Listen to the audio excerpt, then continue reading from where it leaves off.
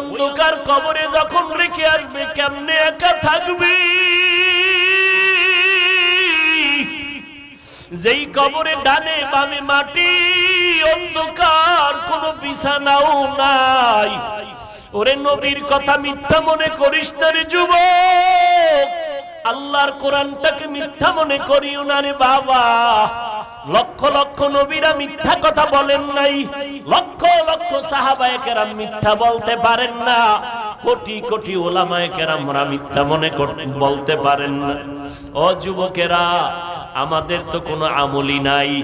যাদের আমল ভালো, তাকওয়া ভালো, সাহাবায়ে কেরাম এত বেশি আমল করিয়াও কেন তারা জীবনভর কান্না করলেন কবরের ভয়ে? সেই হিসাবে তো তোমার আমার কান্না কইরা চিৎকার দিয়া মইরা যাওয়ার কথা। অথচ কপাল খারাপ, একবারও বাবার জন্য